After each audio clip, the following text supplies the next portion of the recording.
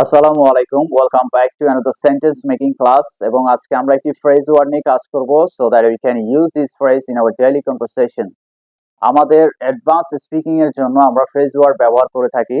So আমরা আজকে ফ্রেজটি সেন্টেন্সে ব্যবহার করার চেষ্টা করব। এবং সেটি বলার চেষ্টা করব ইনশাআল্লাহ। সো আজকে আমাদের ফ্রেজ ওয়ার্ডটি হচ্ছে up in the air. Up in the year that means অনিশ্চিত। কোনো বিষয় ঘটনা অনিশ্চিতের ক্ষেত্রে আমরা আপ ইন দ্য ইয়ার ব্যবহার করতে পারি। সেই অনুযায়ী আমরা একটা এখানে সেন্টেন্স লিখেছি, যেমন সে পরীক্ষায় পাশ করবে কিনা তা নিয়ে আমি অনিশ্চিত। ওকে, আমরা এখানে অনিশ্চিত শব্দটা ব্যবহার করব।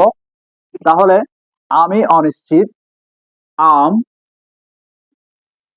Up in the air, up in the air, am up in the air, আমি অনিশ্চিত করবে কিনা সেই ক্ষেত্রে আমরা ব্যবহার করি whether. Whether, okay, am up in the air whether, সে, হি, যেহেতু করবে ফিউচারে বোঝাচ্ছে will, whether he will pass in the exam, in the exam. Okay, I'm up in the year whether he will pass in the exam.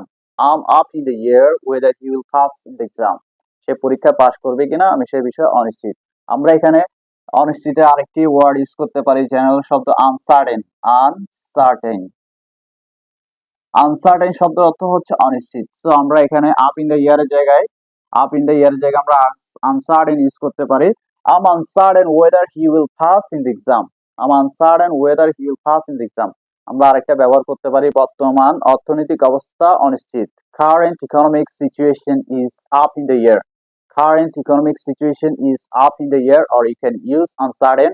Current economic condition is very uncertain. Okay, so it's your turn. Make your sentence and write to the comment section. Assalamu alaikum wa rahmatullahi wa barakatuh.